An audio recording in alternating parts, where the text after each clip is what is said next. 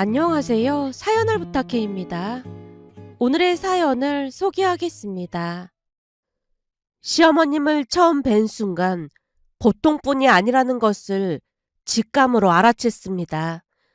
눈빛 하나에도 위계가 서 있고 말 한마디를 할 때조차 서열이 실려 있었어요.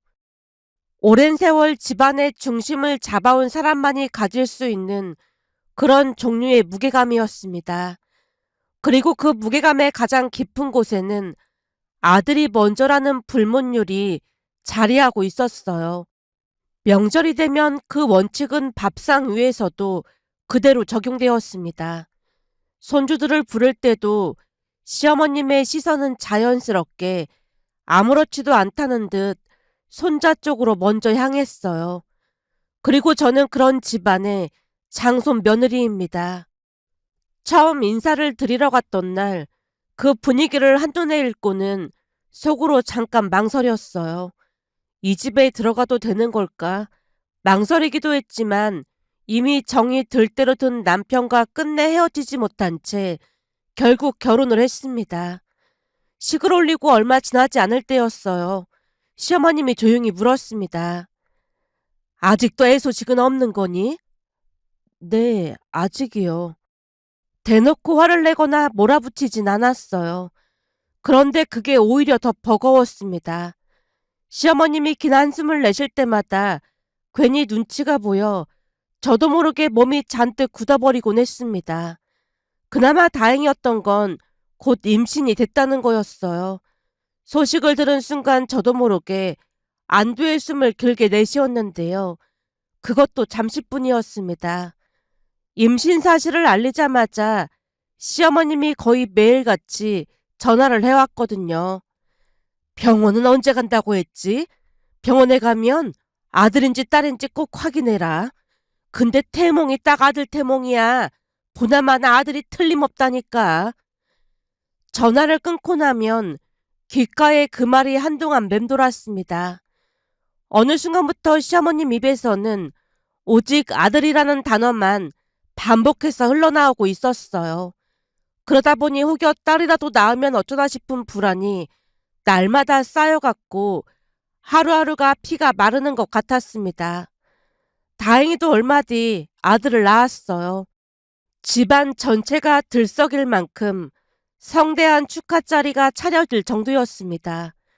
그 이후 저는 연달아 둘째도 아들을 낳았고 그때부터 시어머님의 애정이 눈에 띄게 달라졌어요. 제가 실수를 해도 웃어넘기셨고 명절 용돈 봉투는 묵직하게 손에 쥐어졌습니다. 전화 한 통에 실린 목소리의 결조차 달랐어요. 아들 둘을 낳은 것만으로 며느리로서 해야 할 일을 다 해낸 사람처럼 어떤 시집살이도 없이 대해주셨거든요. 반면 첫째 동서는 딸 둘을 낳았다는 이유로 시어머님께 유독 곱지 않은 시선을 받아야 했습니다. 같은 며느리였지만 같은 날 같은 자리에 나란히 앉아 있는데도 시어머님이 건네는 말의 양이 달랐습니다. 눈맞춤의 빈도조차 달랐으니까요. 그 차이는 누가 봐도 선명했습니다. 하지만 누구 하나 입 밖으로 꺼내지 못하는 그런 분위기였어요. 그러다 보니 첫째 동서는 불만이 쌓여갔고 결국 시댁의 발길을 끊어버렸습니다. 얼마나 맺힌 게 많았던지 막내 시동생 결혼식에조차 얼굴을 비추지 않을 정도였습니다. 저는 그런 동서가 안쓰러워서 틈틈이 먼저 연락을 하고 챙기려 했는데요. 이미 마음이 깊이 상해버린 동서 눈에는 그 호의마저 곱게 보이진 않았던 모양이었어요.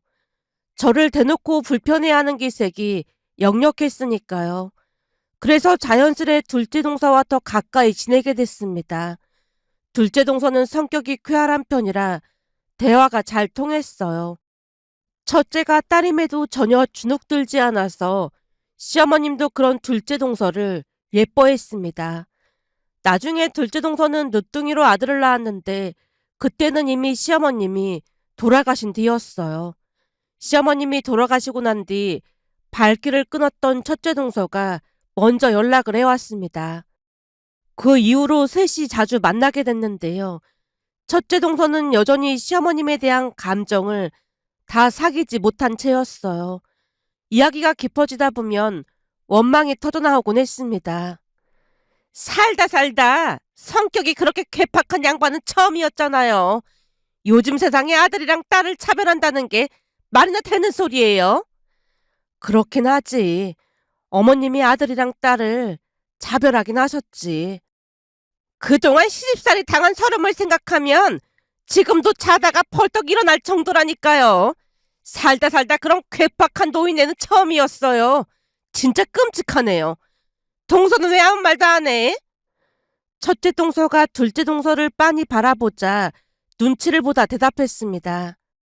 그게 물론 어머님이 손자를 더 예뻐하시긴 했지만 저는 어머님이랑 사이가 나쁘지 않아서 그런 건지 어머님이 나쁜 분이란 생각이 들진 않았어요. 제가 첫 딸을 낳았을 때 약간 인상을 쓰시긴 했지만 아이가 할머니한테 애교를 부리고 하니까 많이 예뻐하셨거든요. 그러자 첫째 동서가 피식 웃으며 말했어요. 가만 보면 동서는 참 눈치가 없는 것 같더라. 분명 어머님이 싫은 티를 냈을 텐데 동서가 눈치가 없어서 몰랐을걸? 그런가요? 둘째 동서가 눈치를 살피며 조용히 입을 다물었습니다. 물론 시어머님이 가부장적인 면이 없었다고는 할 수 없지만 첫째 동서 역시 만만한 성격이 아니었기에 두 사람이 부딪힐 수밖에 없지 않았을까 하는 마음도 한켠에 남아있었어요. 그 와중에도 시어머님과 둘째 동서는 참 잘 지냈기에 시어머님이 대놓고 손자와 손녀를 차별한 건 아니라는 생각이 들었으니까요. 그래서였을까요? 첫째 동서는 딸이 아들보다 훨씬 낫다는 말을 입에 달고 살았습니다. 마치 오랫동안 눌려있던 무언가를 이제야 되돌려 받으려는 듯 말이죠. 그날도 어김없이 딸 자랑이 시작됐어요. 그런데 그 자랑은 늘 그렇듯 어느 지점을 넘어서면 그냥 자랑으로 끝나질 않았습니다. 내가 보니 꼭 딸이 있어야 하더라니까요. 예전에는 아들 있는 사람들이 참 부러웠는데 다 키우고 나니까 아들보다 딸이 참 좋더라고요. 그렇긴 하지. 딸이 좋긴 하지. 그쵸? 형님은 아들만 둘 있다 보니 더 그럴 수밖에 없겠네요. 딸 둘인 제가 엄청 부럽겠어요. 어? 그렇지. 아무래도 딸이 잔정도 많고 그러니까 부럽긴 하지. 그니깐요. 무조건 딸이 있어야 한다니까요. 말의 결이 슬금슬금 바뀌어가고 있었습니다. 첫째 동서가 잠시 뜸을 들이더니 아는 사람 이야기를 꺼냈어요. 내 친구 중에 아들만 둘 있는 친구가 있는데 그 친구 아들이 벌써 결혼을 했어요. 혼전 임신으로 급하게 식을 올렸거든요. 아, 그랬구나. 암튼 근데 결혼 전에는 그렇게 살갑던 아들이 결혼하니까 엄마를 남처럼 대한다고 하지 뭐예요. 며느리가 어찌나 쌀쌀맞은지 눈치가 보여서 연락도 잘 못한다고 하더라고요.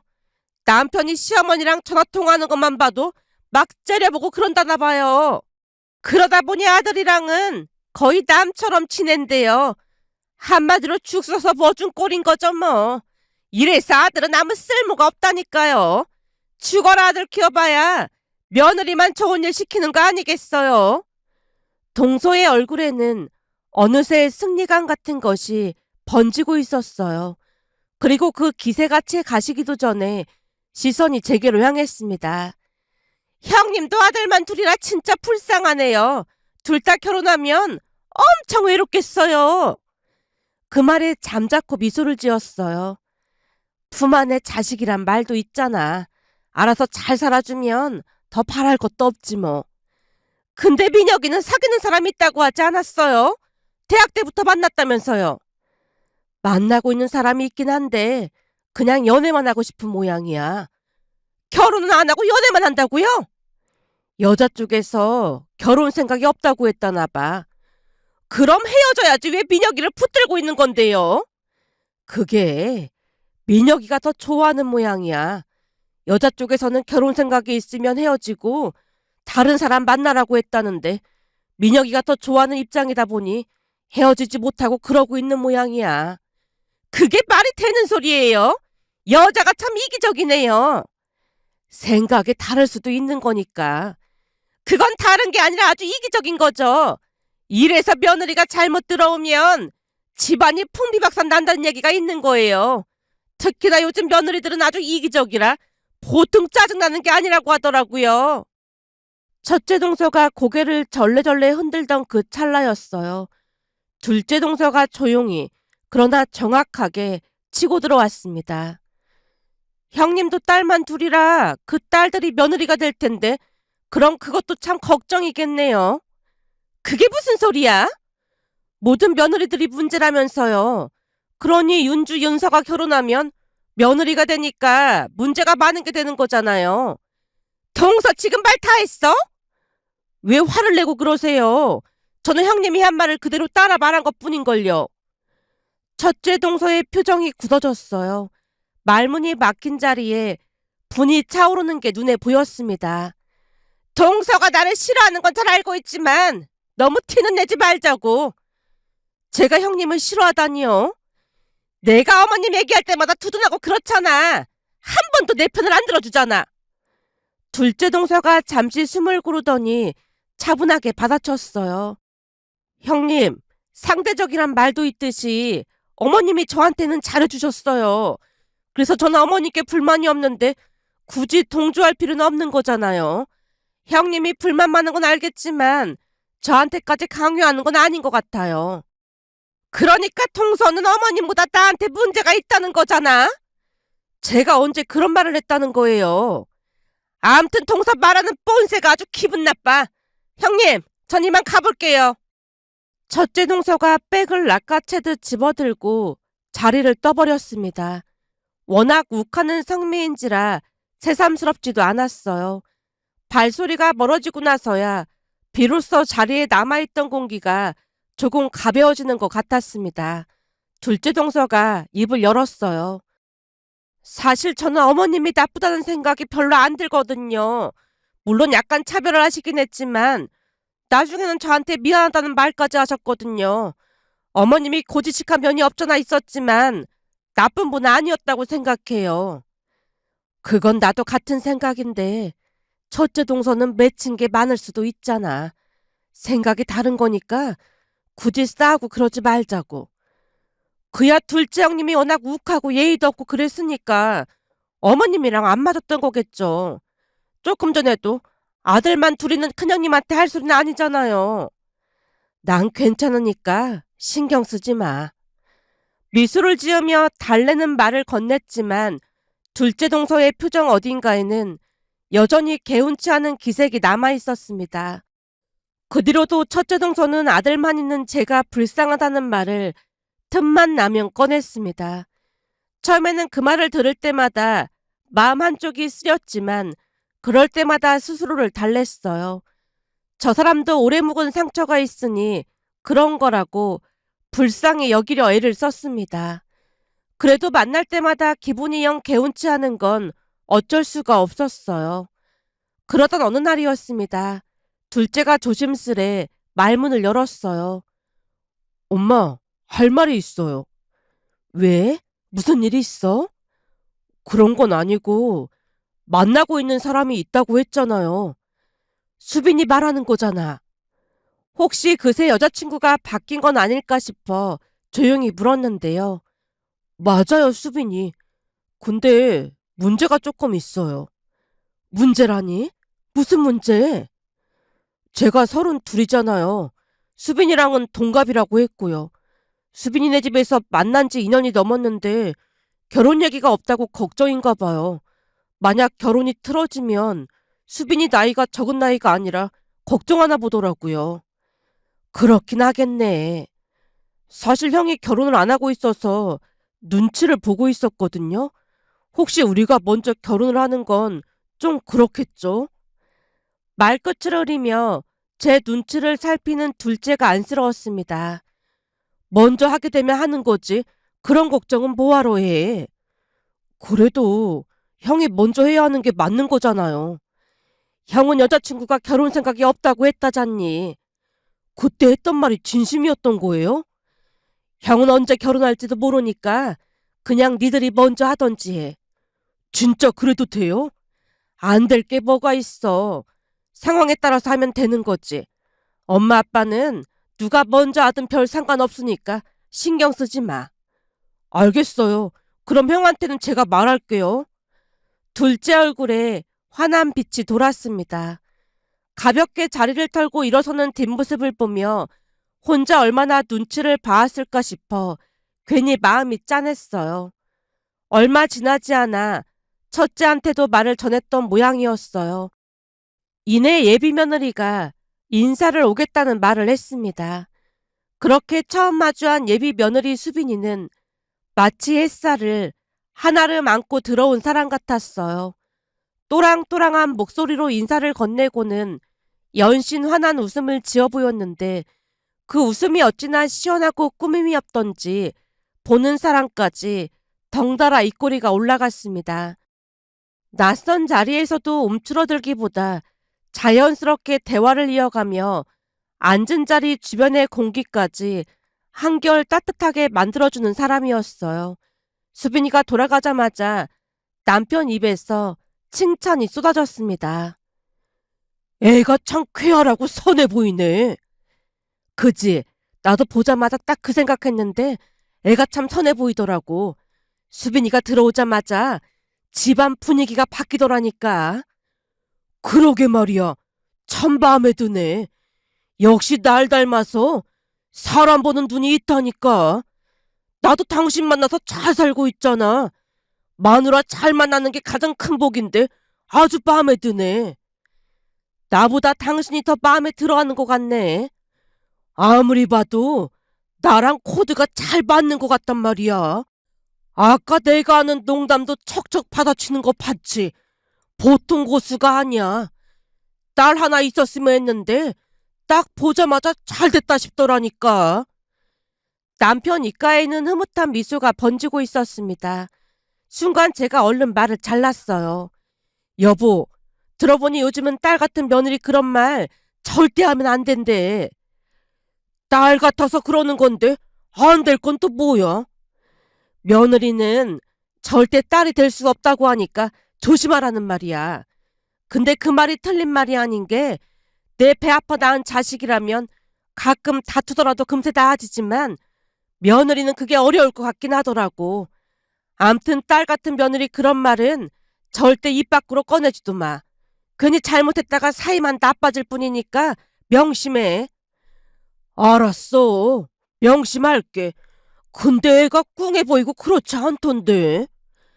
며느리는 남의 집 귀한 자식이라고 생각해야 한다잖아. 그러니까 내 자식같이 대하면 안 돼. 알았지? 알았어. 거참 어렵네 어려워. 그럼 자식 결혼시키는 게 쉬운 줄 알았어? 알았어 조심할게. 남편이 못마땅한 표정으로 뒷머리를 긁적였습니다. 잘못했다가는 고부 사이에 금이 갈 수도 있다는 말에 조심해야겠다는 다짐을 속으로 여러 번 되풀이했어요. 서로 조금씩만 배려한다면 큰 탈 없이 잘 풀릴 거라고 스스로를 다독이면서 말이죠. 예비 며느리가 인사를 다녀갔다는 말을 꺼내기가 무섭게 두 동서가 집으로 찾아왔습니다. 먼저 입을 연 건 역시 첫째 동서였어요. 형님, 며느리 감은 어땠어요? 괜찮았어요? 애가 아주 착한 것 같아. 밝고 선해 보인다고 그이도 아주 좋아하네. 저도 모르게 입가에 미소가 번졌는데요. 역시나 첫째 동서가 그냥 넘어갈 리 없었습니다. 형님, 원래 첫인사 와서는 다들 상냥하고 그런 거예요. 여우들일수록 더 그런 거니까 거기 넘어가면 안 돼요. 그 말에 저도 모르게 발끈하고 말았어요. 동서는 무슨 말을 그렇게 해? 저한테 함부로 하는 말은 그냥 못 들은 척 넘길 수도 있었습니다. 그런데 얼굴도 제대로 본 적 없는 예비 며느리한테 대놓고 여우라는 말을 뱉는 순간 속에서 뭔가가 확 치밀어 올랐어요. 아니, 저는 형님이 걱정돼서 그렇죠. 생각해보세요. 내 배 아파 낳은 자식들도 속 모를 때가 많은데 며느리는 오죽하겠어요. 제 친구들 중에도 며느리한테 뒤통수 맞은 친구들이 한둘이 아니라니까요. 그러니까 며느리는 항상 조심해야 해요. 난 딸만 있어서 그런 걱정할 필요 없으니 너무 좋은 거 있죠. 둘째 동서가 조용히 끼어들었습니다. 요즘은 사위 눈치도 봐야 한다고 하더라고요. 며느리나 사위나 똑같은 거 아니겠어요? 그 말이 떨어지기 무섭게 첫째 동서가 손사래를 치며 콧방귀를 꼈습니다. 동서가 잘 몰라서 그러나 본데 이게 말이야. 며느리랑 사위는 천지 차이인 거야.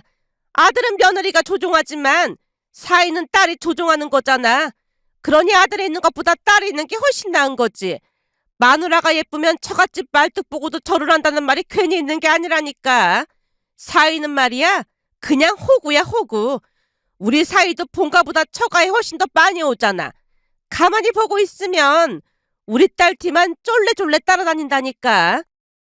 그치만 며느리는 집안을 들었다 놨다 해서 아주 골치 아픈 존재라잖아. 암튼 형님도 괜히 마음 주고 그러지 말고 적당히 선을 유지하면서 지내세요. 괜히 마음 줬다가 나중에 상처받지 말고요. 내가 알아서 할 테니까 걱정하지 마. 암튼 저는 그런 걱정할 필요 없어서 너무 좋네요. 우리 딸이 다음 달에 제주도 여행 가자고 해서 다 함께 가는데 딸이니까 사이랑 같이 여행 가는 거지.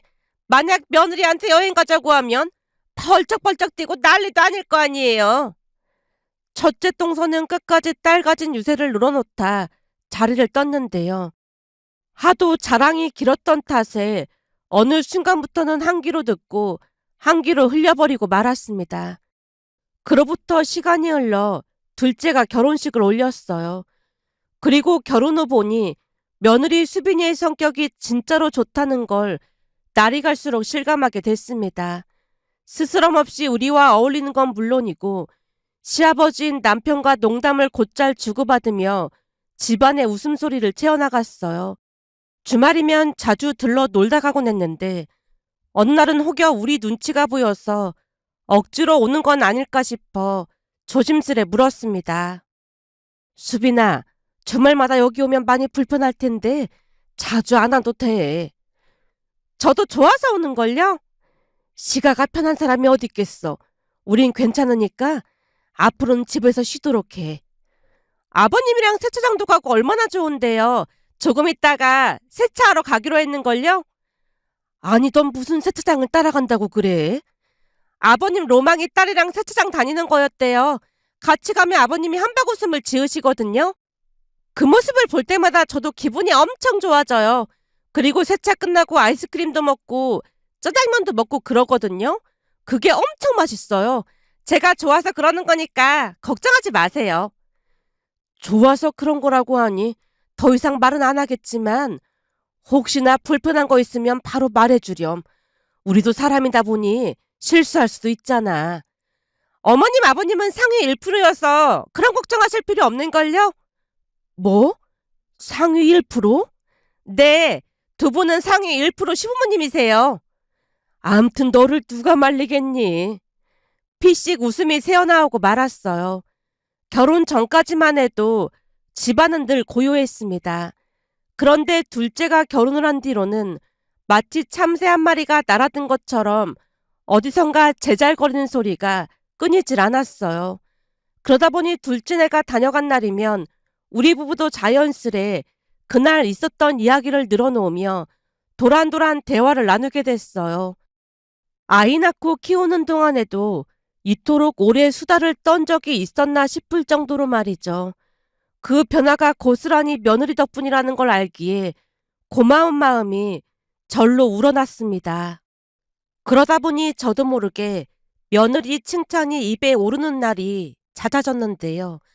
기다렸다는 듯 첫째 동서의 비아냥이 어김없이 뒤를 따랐습니다.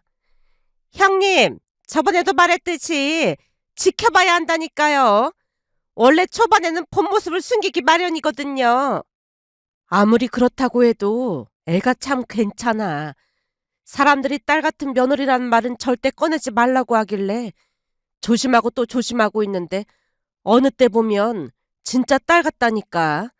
딸이 있었다면 이렇겠구나 싶은 생각이 드는 거 있지. 첫째 동서가 뭔가를 받아치려는 찰나 둘째 동서가 먼저 치고 들어왔어요. 진짜 그렇게 잘해요? 그렇다니까. 애가 뭐 하나 꼬인 구석이 없어. 어찌나 밝은지 사랑을 듬뿍 받고 자란 티가 역력히 난다니까. 저도 그 생각이 들긴 했어요. 저번에 같이 밥 먹을 때 보니까 저한테도 엄청 살갑고 그렇더라고요. 친화력도 좋고 정이 어찌나 깊은지 요즘 애들 같지가 않아. 저번에는 드라이브 간다며 우리를 다 데리고 나갔는데 어디를 갔는지 알아? 어디를 갔는데요?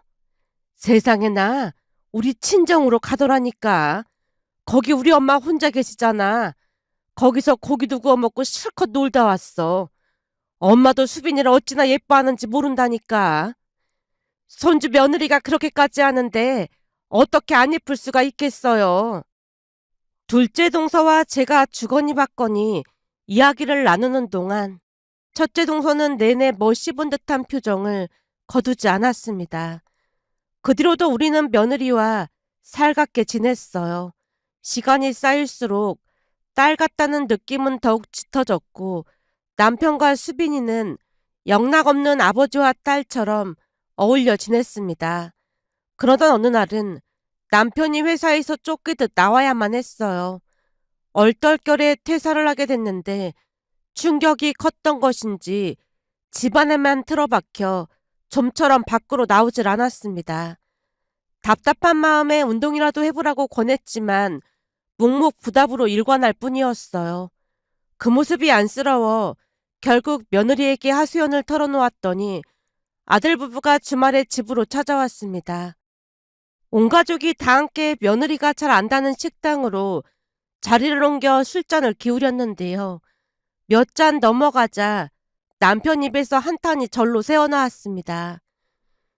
그동안 주구장창 회사만 다녀서 몰랐는데 돌이켜보면 이런 게 하나도 없는 것 같아.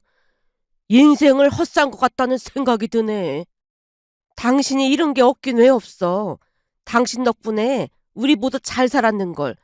자식 둘 다 잘 살고 있고 하나는 이미 결혼해서 이렇게 예쁜 며느리도 생겼는데 이런 게 없긴 뭐가 없다고 그래. 그냥 요즘 들어 내 인생은 뭔가 하는 생각이 자꾸 드네. 남편이 땅이 꺼져라 한숨을 내쉴 때마다 며느리는 조용히 술잔을 채워주며 곁을 지켰습니다. 그런데 그 자리가 있은 뒤로 얼마간 며느리 발길이 뚝 끊겼어요. 평소라면 남편 얼굴을 살피겠다며 뻔질나게 드나들었을 텐데 한동안 강간무소식이었습니다.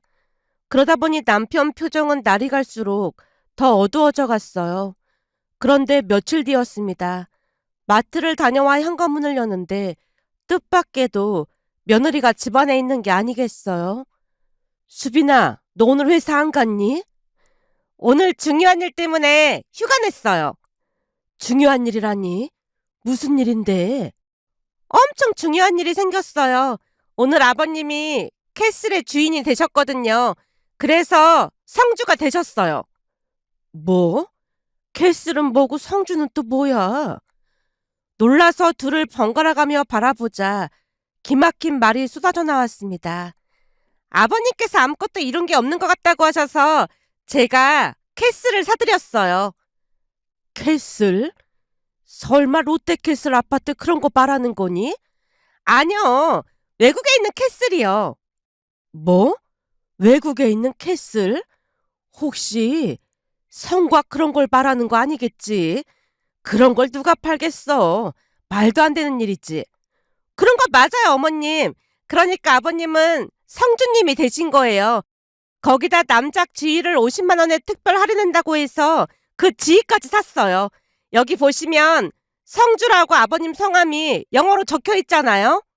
뭐? 50만 원에 남작 지위를 샀다고?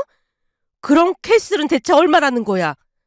제가 영어를 좀 잘해서 깎고 깎아서 200만 원에 샀어요. 뭐 200만 원? 그럼 총 250만 원을 그 미친 짓에 썼단 말이야? 그때였어요.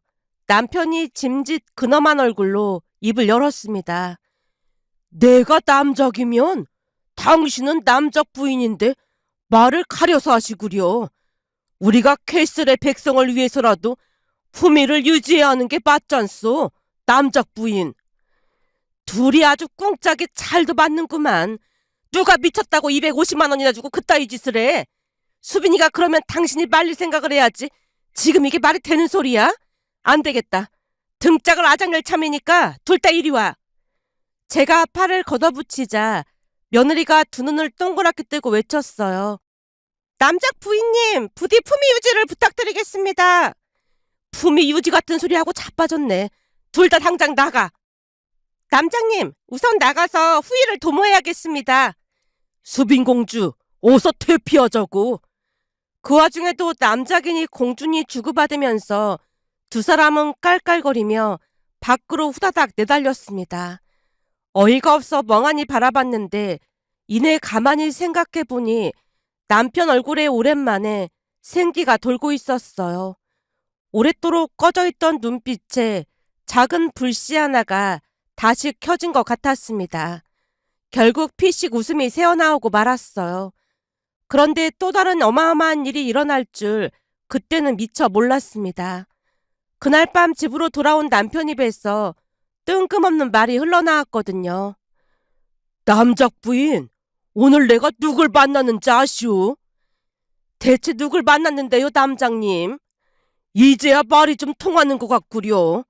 암튼 내가 오늘 수빈공주랑 전에 갔던 그 술집에 갔단 말이오. 근데 거기에 민혁이가 여자친구랑 같이 있더라 그 말이오. 민혁이 여자친구를 봤다고? 그냥 우연찮게 마주쳤는데 우리 수빈공주가 워낙 성격이 좋잖소. 어쩌다 보니 합석을 하게 됐고 우리가 집에서 쫓겨났다고 했더니 민혁이 여자친구가 왜 쫓겨났냐고 묻더구먼. 아니 그런 얘기를 하면 어떡해. 우리 집을 얼마나 이상하게 봤겠어. 남작 부인 잘 들어봐요. 암튼 쫓겨난 이유를 수빈공주가 아주 기가 막히게 풀어내기 시작했어. 그랬더니 잠시 뒤에 민혁이 여자친구가 배를 움켜잡고 웃음을 못 참는 거요. 웃었어? 설마 캐슬이니 남작이니 그런 얘기까지 한 건 아니겠지? 왜 아니겠소? 전부 다 얘기했지. 그래서 250만 원 때문에 쫓겨났다고 했더니 민혁이 여자친구 눈에 호기심이 가득 차오르더구만. 결혼 생각도 없다고 하던데 이젠 완전 물 건너갔네. 물 건너갔어. 보니까 민혁이 여자친구도 애가 아주 괜찮더라고. 전에 거기 음식이 맛있었다고 민혁이가 데려간 모양인데 거기서 그렇게 마주치게 될 줄 누가 알았겠어. 근데 수빈이가 말을 어찌나 잘하던지 내내 웃다가 헤어졌다니까. 당신이 등짝 스매싱 날리려고 해서 도망 나왔다고 했거든. 이래서 딸이 있어야 하나 봐. 오늘 수빈이 덕분에 오랜만에 배 터지게 웃었지 뭐야. 이게 사기라는 건 알고 있지만 이 캐슬의 주인이 됐다는 게 큰 위안이 되긴 하네. 남편은 영어로 된 증표를 몇 번이고 들여다보고 또 들여다봤습니다. 그로부터 얼마 뒤 큰아들이 조심스러운 얼굴로 말을 꺼냈습니다. 엄마, 진짜 놀라운 일이 일어났어요. 놀라운 일이라니? 그게 가영이가 가끔 집에 놀러와도 되냐고 물었어요. 가영이가 우리 집에?